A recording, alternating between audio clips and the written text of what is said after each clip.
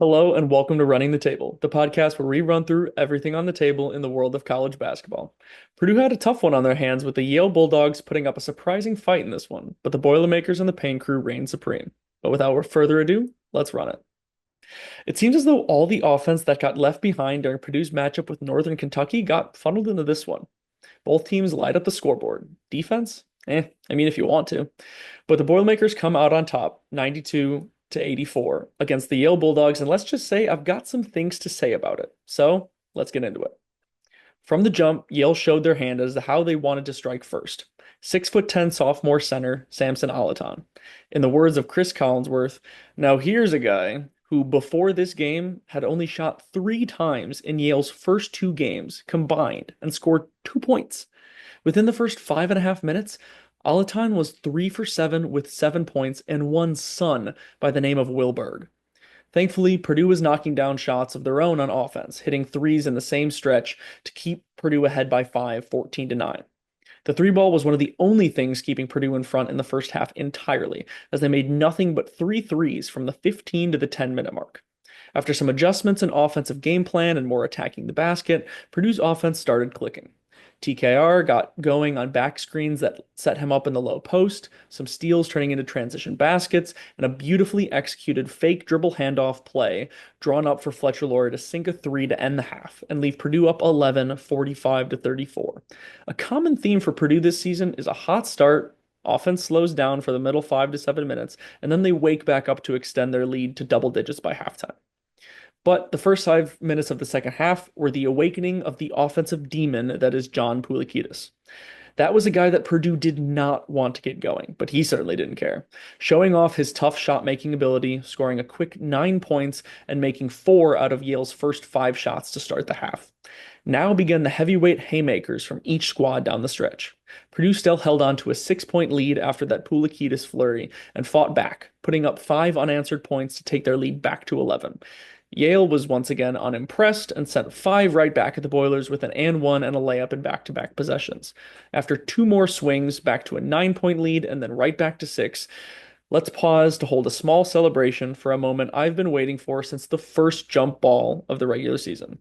In just 2 of his 18 minutes, I finally saw glimpses of the Cam Heide of old as he knocked down 2 threes to help Purdue hold and extend their lead back out to 10. You don't know how much I celebrated 2 simple minutes of basketball, seeing Heide get back to the confidence I saw when he postered 2 different UConn defenders in the national championship game last year. But even that wasn't enough to put away the Bulldogs. They kept hanging, hitting a couple threes, layups, and free throws to keep Purdue uncomfortable when Poulikitis hit another 3 to cut the lead to 7 with a minute to go. Yale was putting pressure on every inbound, and Purdue was not handling it well. After a couple of heart rate spikes, Purdue got the ball in, got fouled, and Loyer, Cox, Colvin, and Heide hit enough of their free throws to put the game out of reach as Purdue goes on to win 92 to 84. Heading into the top performers, at the top for Purdue is once again Braden Smith, who finally found his offense in this one. I say finally. He's been scoring plenty enough, but he really found his own shots this game, scoring 22 points on 7 of 16 from the floor, 4 for 8 from 3, 4 for 4 from the free throw line, adding on 9 rebounds, 6 assists, and 5 steals, along with 3 turnovers in 35 minutes.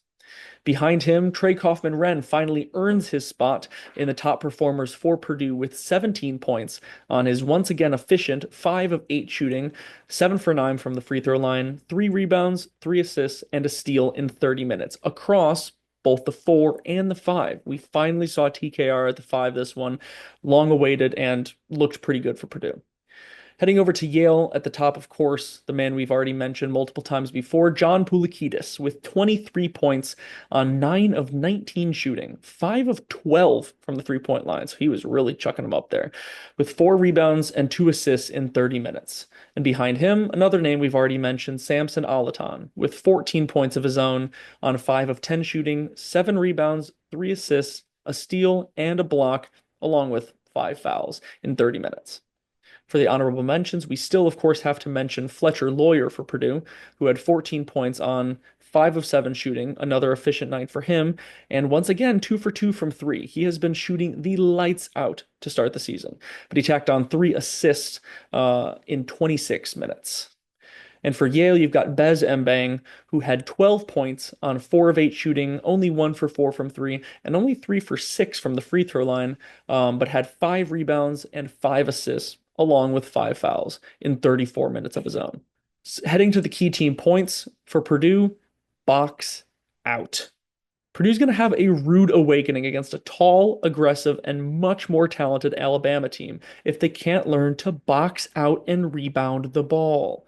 The Bulldogs ended up with 11 offensive rebounds to Purdue's 5, while they tied the rebounding battle for the second straight game at 31 apiece.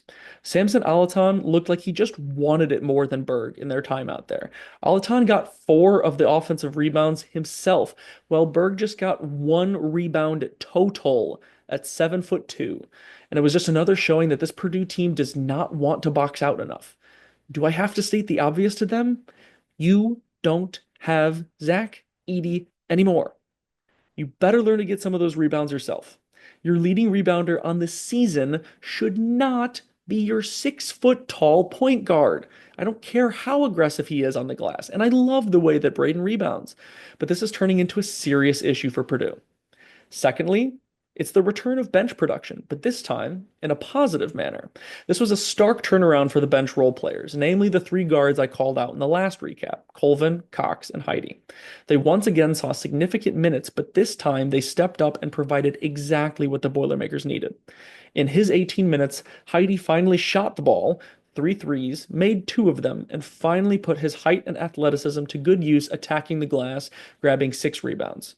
Cox used his 16 minutes to shoot a solid 3 for 5 from the floor, good for 12 points, making all of his twos and missing his 2 3-point attempts, but knocked down free throws when they mattered, going 3 for 4 from the line and scraping together 2 rebounds and 2 assists along with. Colvin found his 3 ball again, scoring 9 on 2 for 4 from deep and getting 5 rebounds of his own and a steal within his 24 minutes. Getting 30 points, 13 rebounds, and 2 assists from those 3 guys off the bench is huge, and realistically, the only reason Purdue won this game. And thirdly, the 3-point line. The trademark of Purdue's first 3 wins this season has no doubt been the deep ball. In this game, they went 11 for 23, good for 48%, and they're shooting just short of 44% as a team on the season, and not on low volume. Their shooting has been a large part of the reason why Purdue has the 4th best adjusted offensive efficiency in the country, according to KenPom right now, behind only Gonzaga, Auburn, and Houston. They're going to need to keep up the shooting going forward. That's a big part of their identity this year because it certainly isn't defense. Heading over to Yale, you have to start off with foul trouble. Yale had 2 guys foul out in this game, that being Alaton and Mbang, and had multiple others with 3 fouls. They fouled Purdue 24 times, sending Purdue to the line 32 times, in which the Boilers made 25 of those. 25 points from the charity stripe is tough to overcome, and they weren't able to. There's no saying they win this game if Purdue shoots, say, 10 less free throws, but they would have given themselves the opportunity to drastically change the outcome of a game that was already pretty close for a lot of it as it was.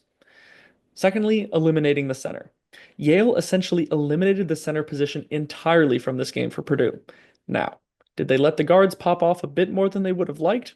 Absolutely. But I'm looking at the combined stats from Berg, First, and Burgess of 4 points, 1 for 3 from the floor, 2 for 4 from the free throw line, 3 rebounds, 3 assists, and 1 block across 42 minutes.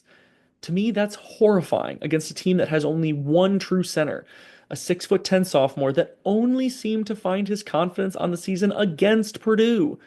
But credit to Yale for taking out Purdue's entire front court essentially, outside of TKR and his usual efficient performance. And lastly, the deep ball. If anyone outside of John Poulikitis could have made some threes in this one, this would have been a very different game. They did a great job of slashing, rebounding, and getting putbacks, driving and dishing for easy layups, but very little from the outside was working except for their volume shooter Poulikitis. You take out his 5 for 12 that he did by himself, the rest of the team shot just 3 for 14, a whopping 21%. For a team that shot 39% from deep as a team on the season, that's not typical, and it shows all the ways this Yale offense can beat you. So that's an encouraging part of this performance for them. If you get a couple more to fall, you probably not only win this game, but you have a chance at pushing 100 in Mackey Arena. But alas, that didn't happen. But coming up, Purdue has their first real test. And boy, is it going to be a barn burner. This Friday at 7 p.m. Eastern, number two Alabama enters Mackey Arena for a top 15 showdown, and you know the paint crew will have the place absolutely rocking.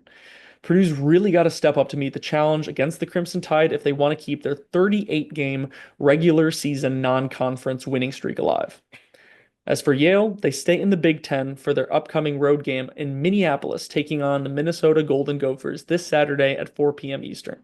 The Bulldogs are definitely challenging themselves in the non conference scheduling this year, but it'll definitely benefit them down the line this season.